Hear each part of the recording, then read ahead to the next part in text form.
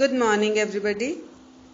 आज हम class 11th main text book English की हॉर्नबिल का chapter number 2 we are not afraid to die if we can all be together की summary के बारे में जानेंगे। ये जो चैप्टर है if we are not afraid to die, if we can all be together,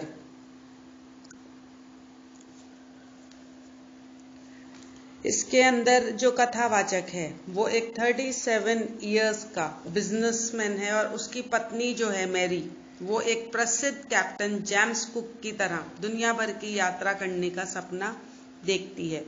यात्रा के लिए वो पिछले 16 सालों से अपनी समुद्री कौशल को उभार रहे थे। उन्होंने प्रोफेशनल वे में बिल्ट 23 मीटर्स और 30 टन लकड़ी से चलने वाली नाव वेव वॉकर मिली। नाव का परीक्षण महीनों तक किया गया था। अब यात्रा की शुरुआत के बारे में जानते हैं।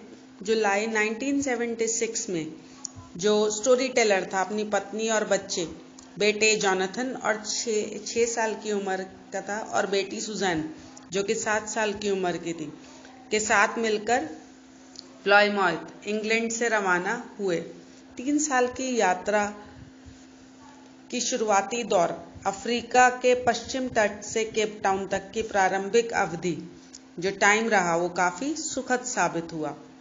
पूर्व की ओर मुख करने से पहले वे 2 क्रूमैन लैरी विजिल और हर्ब्स सिगलर को नियुक्त करते हैं जो उन्हें दुनिया के सबसे खतरनाक समुद्रों में से एक दक्षिणी हिंद महासागर से निपटने में मदद करते हैं।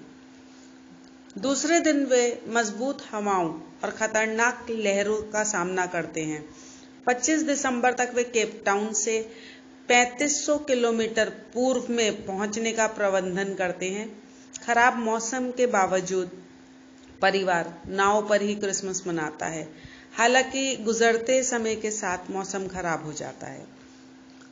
2 जनवरी की सुबह परिवार मजबूत शक्तिशाली लहरें और तेज हवाओं का सामना करता है। वे तूफान जीप को गिराकर नाव को धीमा करने का प्रयास करता है। वे जीवन रक्षण ड्रिल करते हैं और लाइफ जैकेट और ऑयलास्टिकिन दान करके सबसे खराब स्थिति के लिए खुद को तैयार करते हैं। बाद में शाम को एक पूरी तरह से विशाल जबरदस्त लहर नाव के डेक से टकराती है और सेलर को बाहर फेंक देती है। वह अपनी मौत के करीब पहुंचना स्वीकार करता है और होश खोने लगता है। जब एक और विशाल लहर आती है और उसे ठीक पीछे मोड़ देती है तो नाव पलट ही जाती है। जो स्टोरी टेलर होता है गार्ड को पकड़ता है और नाव में वापस चला जाता है। वह अपनी पसलियों और मुंह में चोटों से पीड़ित हो जाता है। उसको बहुत सारी चोटें लग जाती हैं।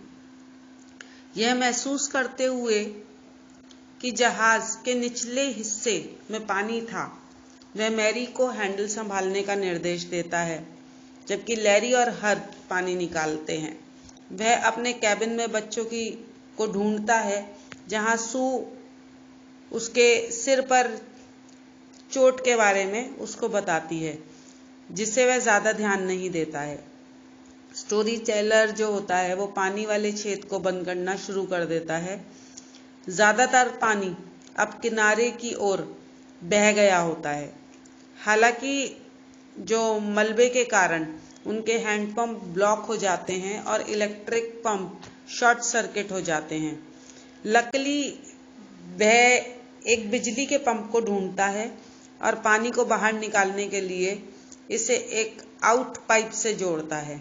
वो रात भर पंपिंग और स्टीयरिंग करते रहते हैं यहाँ तक कि उनके जो मेडे कॉल का जवाब भी नहीं दिया गया क्योंकि वो दुनिया का एक दूर दराज के कोने में है। सू का सिर जो है वो सूज गया, उसकी आंखें काली हो गई, उसकी बाहों पर गहरा कट लगा। अपनी चोटों के बारे में पूछे जाने पर वो अपने पिता को जवाब देती है कि जब वह उन्हें बचाने की कोशिश कर रहे थे तो वह उसे परेशान नहीं करना चाहती थी। परिवार नाव को लहराने के बाद से 15 घंटे तक जीवित रहता है। पानी के स्तर को काफी हद तक नियंत्रित किया जाता है, लेकिन अभी भी पानी धीरे धीरे नाव में प्रवेश कर रहा होता है। वो एक एक करके आराम करने और काम करने का डिसीजन लेते हैं। लेहड़ ने वेव वॉकर को काफी खराब स्थिति में छोड़ दिया था, जो उनका शिप था उसको, क्योंकि यह उन्हें ऑस्ट्रेलिया तक पहुंच बनाने की स्थिति में नहीं है। वे तय करते हैं कि वो जो नियर बाय जो आइलैंड एम्स्टर्डम एक फ्रांसीसी वैज्ञानिक बेस तक पहुंचने की उम्मीद करते हैं। अनफॉर्चुनेटली द्वीप तक पहुंचने की संभावना बहुत कम होती है। इसके अलावा उनका जो हेल्पिंग इंजन होता है वो भी क्षतिग्रस्त हो चुका होता है। 36 घंटे लगातार बाहर पानी पंप करने के बाद वो राहत की सांस लेते हैं, क्योंकि बस कुछ सेंटीमीटर पानी पंप करना बचा है। वो तूफान जीप को फेंकने का फैसला करते हैं, क्योंकि मुख्य जो इंजन था वो नष्ट हो जाता है और द्वीपों में अनुमन्वित स्थान की ओर ले जाने के लिए जरूरी होता है। हालांकि उन्हें राहत अकाल्पनिक है। मौसम खराब होने के लिए बदलना शुरू हो जाता है और 5 जनवरी की सुबह वे फिर से हताश हो जाते हैं। जैसे ही कथाकार बच्चों को सांत्वना देने जाता है, वह अपने बेटे जोनाथन की निडरता को देखने के लिए मंत्रमुग्ध हो जाता है, जो कहता है कि जब वो सभी एक साथ नहीं हो जाते तब तक उसे मृत्यु का भय नहीं है। यह कथाकार को समुद्र में लड़ने के लिए दृढ़ संकल्प और साहस से भर देता है। वह कमजोर स्टारबोर्ड की रक्षा करने की पूरी कोशिश करता है।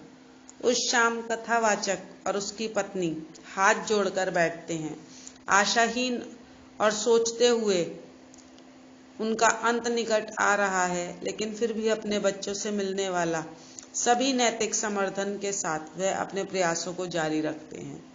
सौभाग्य से वेव वॉकर तूफान के माध्यम से रवाना हो जाता है।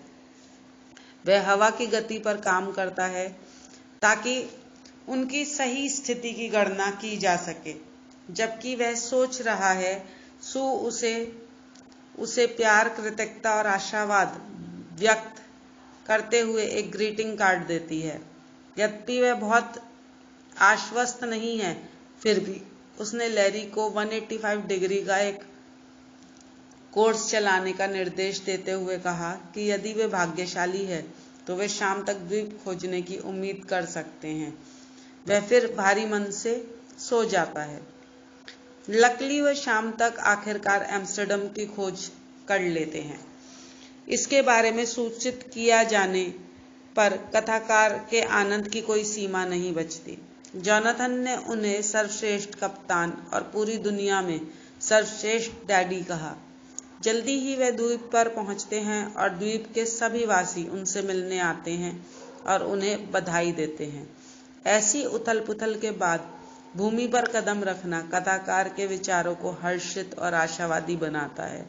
साथ ही लैरी और हर्बी का साथ सहायक मैरी, एक बहादुर 7 वर्षीय लड़की जो अपने माता पिता को, अपनी सर की चोटों और 6 साल का लड़का जो मरने से नहीं डरता, यह सब सोच कर लेखक अंदर ही अंदर खुश होता है।